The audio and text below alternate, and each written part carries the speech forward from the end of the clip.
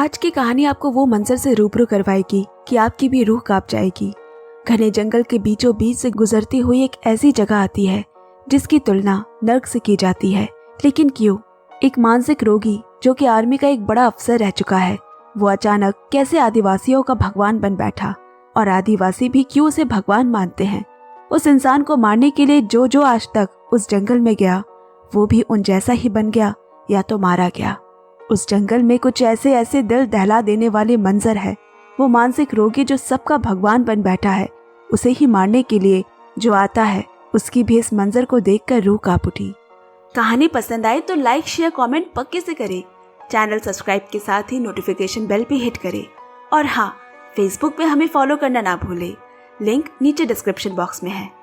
1979 की एक masterpiece thriller movie Apocalypse Now. Director Francis Coppola. IMDb rating 8.4। Captain Benjamin Willard जो कुछ समय पहले स्पेशल फोर्स में सैनिक है, पिछले कई दिनों में युद्ध जैसे माहौल में रहने के बाद उसने खुद को बाहर निकाला और जब युद्ध से वापस घर पहुंचा तो उसकी पत्नी ने उसके हाथों में तलाक के कागज थमा दिए। वो एकांत में खुद को कमरे में बंद कर दिन काटने लगा कि एक दिन उसकी तलाश में कुछ सैनिक आए। उसे किसी बड़े भयंकर काम के लिए ढूंढा जा रहा है क्योंकि वो एक बहुत ही काबिल और निडर अफसर है। काम ये है कि उसे अमेरिकी सैनिक कर्नल वॉल्टर कूट्स को ढूंढना है और उसकी हत्या करना है। पर क्यों? अब यहाँ से सवाल उठता है कि अमेरिका क्यों अपने ही सैनिक को मारना चाहता है।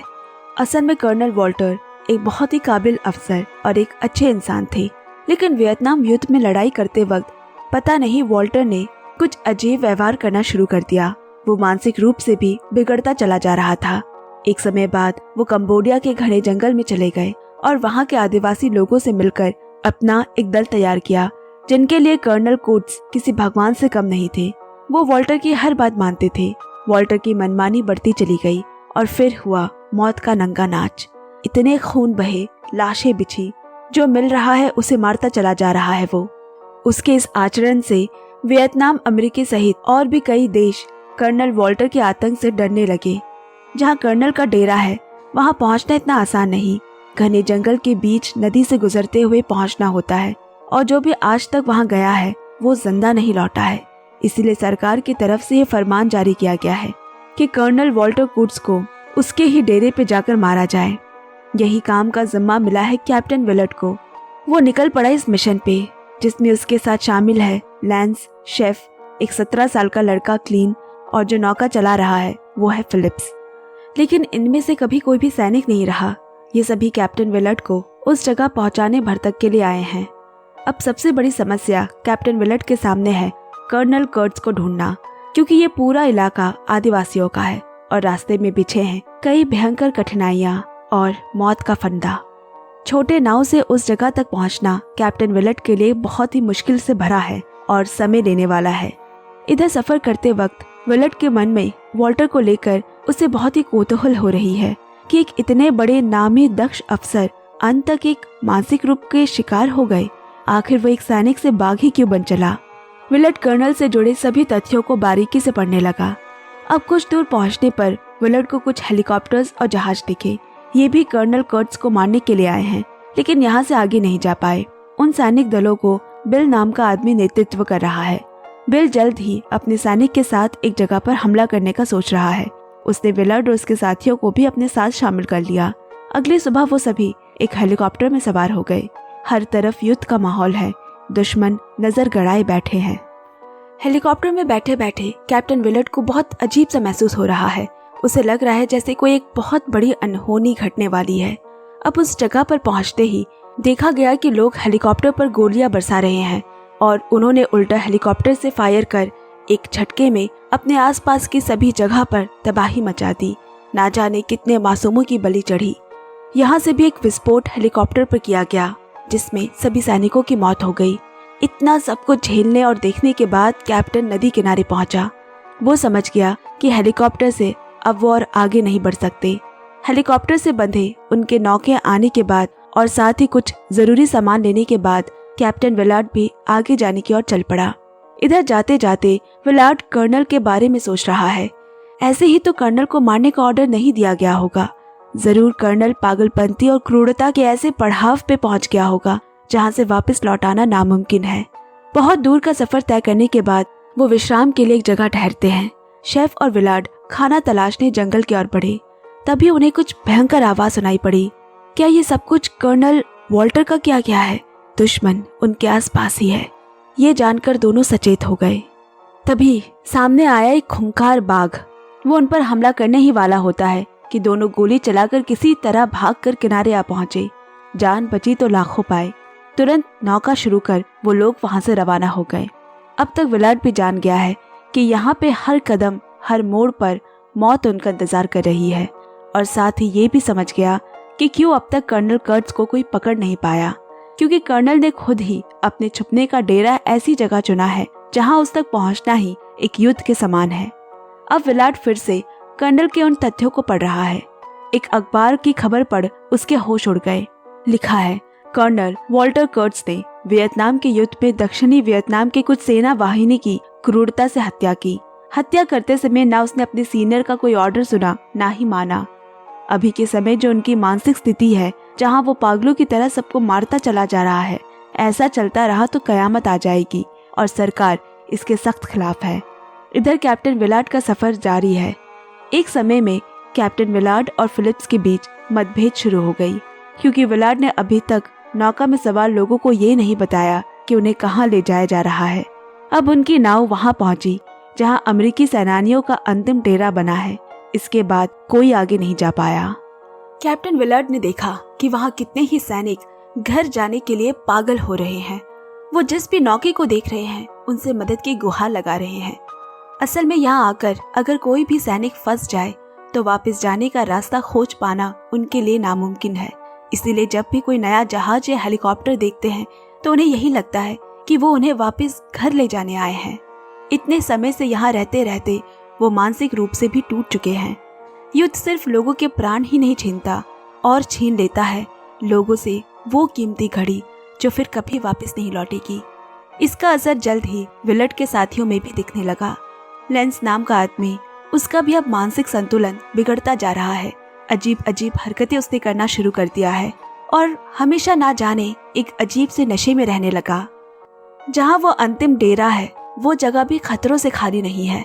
चारों तरफ विस्फोट हो रहे हैं। युद्ध अभी खत्म नहीं हुई है। एक तरफ वियतनाम युद्ध और दूसरी तरफ कर्नल कर्ट्ज का आतंक।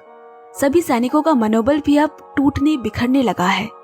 कैप्टन विलार्ड वहां के कुछ सैनिकों से बात करने आया ताकि उसे किसी से कर्नल कर्ट्ज की कोई खबर मिल जाए, क्योंकि कर्नल किस जगह पर रुके हैं ये कोई नहीं जानता।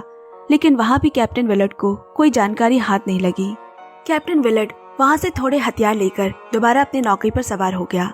अब कैप्टन विलार्ड एक बार फिर दस्तावेज लेकर बैठ गया। उसने देखा कि उससे पहले कैप्टन रिचर्ड नाम का एक व्यक्ति को भी इसी मिशन के लिए भेजा गया था, कर्नल कर्ट्ज की हत्या। लेकिन हैरान कर देने वाली बात है कि कर्नल कर्ट्ज से मिलने के बाद वो भी उनके दल में शामिल हो गया।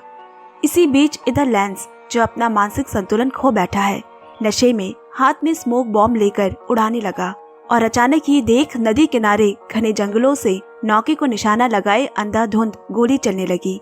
अचानक हुए इस हमले में 17 साल का क्लीन मारा गया।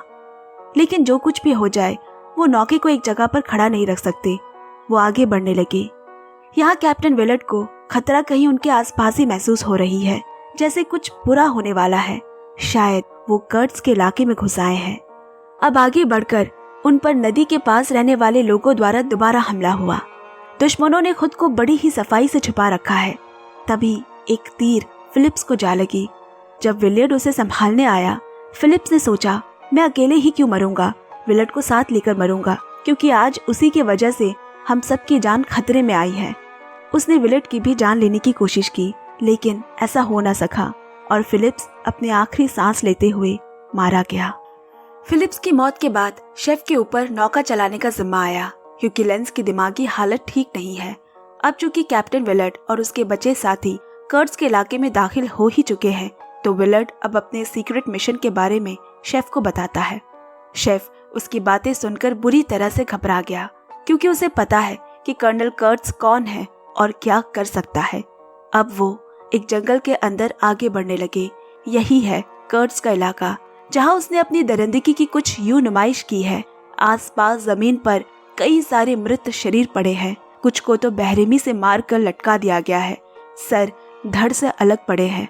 हर जगह आग की लपटें जो माहौल को और भयानक बना रही है। अब विलर्ड कर्नल के डेरे उस मंदिर में दाखिल होने को तैयार है। कैप्टन ने देखा कि मंदिर के सामने बहुत सारे लोग हाथों में हथियार लिए खड़े हैं, लेकिन अजीब बात है, वो लोग उन पर हमला नहीं कर रहे, शांत खड़े हैं। उल्टा वो कैप्टन विलर्ड के नौके को अंदर जाने का रास्ता देते हैं। अंदर का नजारा देखकर कैप्टन विलर्ड समझ चुका है कि कर्नल कर्ट्स के बारे में जो भी उसने सुना है उसकी एक एक बात सच है। यहाँ उसके राजत्व में हिंसा, मनमानी, पागलपंती खुलेआम चलती है। कहीं पे पड़े हुए हैं अधनंगे सैनिकों की लाशें, आसपास जहाँ देखो वहीं हजारों की संख्या में बस लाशें पड़ी है। मानो ऐसा लगता है कि ये जगह दुनिया के बाहर एक ऐसी जगह है जहाँ सब कुछ कर्नल के कहे मुताबिक चलती है। लेकिन एक बात यहाँ कैप्टन विलर्ड को खटकी कि बाहर से कितने लोग जो यहाँ आए और अपनी मर्जी से वापस नहीं गए, क्यों? जब ये जगह इतनी ही खराब और भयानक है तो वो वापस क्यों नहीं गए? अब यहाँ एक समय में विलर्ड की कैप्टन रिचर्ड से मुलाकात हुई, जो इससे पहले इस मिशन पे थी।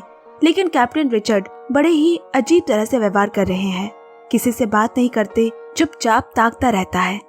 अब कैप्टन विलर्ड और लैंस को अंदर ले जाया जा रहा है कर्नल कर्ट से मिलवाने। कैप्टन ने शेफ को नौका संभालने को दिया, जिससे कि अगर कोई खतरे की घंटी बजे तो वो फौरन नौका लेकर निकल सके। एक और यहाँ चौंकाने वाली बात है कि अगर कर्नल कर्ट्स चाहता तो वो कैप्टन विलर्ड और उसके साथी को चुटकियों में मार सकता था, पर उसने उसे जिंदा क्यों रखा? इसके बाद कैप्टन विलर्ड को उल्टा कर उसके पूरे शरीर में कीचड़ लगाकर उसे कर्नल के सामने हाजिर किया गया। अब हम देखते हैं कर्नल कर्ट्स को, जिसे यहाँ का भगवान माना जाता है। पर यहाँ आकर मालूम पड़ रहा है कि कर्नल कर्ट्स को कैप्टन विलर्ड के आने की खबर पहले ही मिल चुकी थी, और ये भी कि विलर्ड को उसकी हत्या करने के लिए यहाँ भेजा गया है। लेकिन कैप्टन विलर्ड इतने दिनों से ऐसे भयंकर नदी को पार करते हुए इतनी कठिनाइयों को पार कर यहाँ तक पहुँचा है, वो भी बिना अपना मानसिक संतुलन खोए। शायद यही कारण है कि कर्नल कर्ट्स ने अभी तक विलर्ड को नहीं मारा। लेकिन उसकी क्रूरता किसी के लिए नहीं रुकेगी। विलर्ड को भी बहुत मारने पीटने के बाद उसे एक पतले से बांस के बने घर पे कैद कर लिया गया। कुछ दिन ऐसे ही गुजर गए। इधर कैप्टन विलर्ड को बताया गया कि जल्द कर्ट्स उससे मिलने आने वाला है।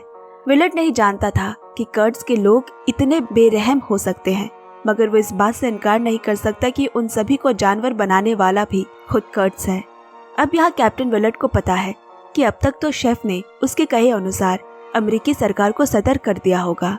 एक बरसात की रात कर्नल कर्ट्स कैप्टन विलर्ड की गोद में उसी शेफ के धड़ से अलग सर रखकर चला गया। विलर्ड की ये देख चीख निकल गई। वो बहुत रोया।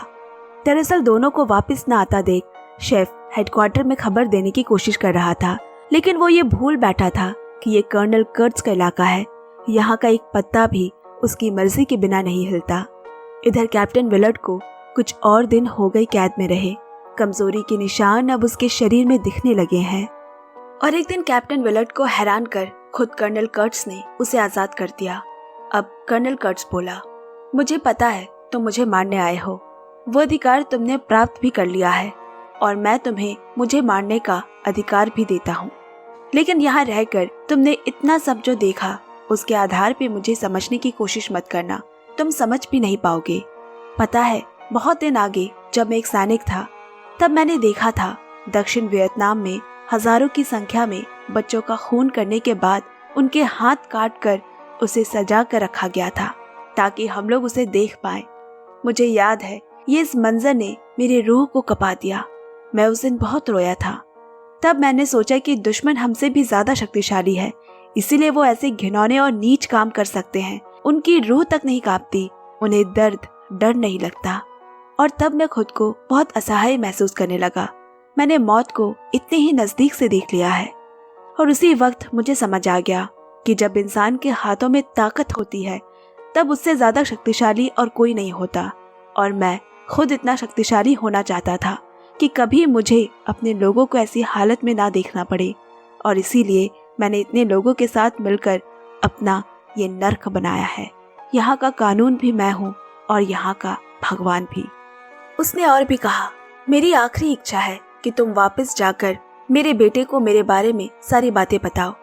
यहाँ कैप्टन विलार्ड को भी समझ आ चुका है कि कर्नल कर्ट्ज की अब जिंदा रहने की कोई इच्छा नहीं। अब वो थक चुका है। वो ये भी समझ चुका है कि जो उसे मारने पहुंचे थे वो क्यों उसके दल में शामिल हो गए। कर्नल कर्ट्ज मरना तो चाहते हैं, लेकिन कैप्टन विलार्ड के जैसे जाबाज किसी काबिल सैनिक के हाथों, और इसीलिए अगली रात स्थानीय लोगों ने अपना एक धार्मिक अनुष्ठान आयोजित किया जिसमें बलि दी जाएगी। यहाँ दूसरी तरफ कैप्टन विलार्ड चुपके से नदी के पानी से बाहर आया और एक तेज धार वाली तलवार लेकर रात के अंधेरे में कर्नल कर्ट्ज के कमरे में गया। जिस वक्त वहाँ बलि दी जा रही थी उसी समय यहाँ कैप्टन विलार्ड ने उसी तलवार से कर्नल कर्ट्ज का गर्दन काट डाला। एक तरह से कहा जाए तो कर्नल कर्ट्ज की बलि चढ़ी, और ये सब कुछ कर्नल कर्ट्ज की इच्छा से ही हुआ है। इसके बाद यहाँ कैप्टन विलार्ड को कर्नल कर्ट्ज की डायरी मिली जिसमें लिखा है, बारूद से इस पूरे जगह को खत्म कर दो, कोई भी एक बच ना पाए। अब कैप्टन विलार्ड लांस को लेकर वहाँ से निकलने लगा। वहाँ खड़े कर्नल कर्ट्ज के सभी लोगों ने हथियार नीचे डाल उसके सामने नतमस्तक हो गए, क्योंकि जिसने उनके भगवान को मार डाला वो तो उससे भी ज्यादा शक्तिशाली होगा, और जंगल का भी यही नियम है, जो शक्तिशाली है उसी के सामने सर झुकता है। दुर्भाग्यपूर्ण हमारे समाज का भी यही नियम है, जिसके पास ज्यादा पैसा है, सत्ता है, इंसान उनके सामने सर नीचे कर रखता है। विलार्ड वापस अपनी नौका में आ गया, लेकिन उसने हेडक्वार्टर को यहाँ की कोई भी खबर नहीं दी। इसी के साथ यहाँ इस कहानी का अंत हो गया।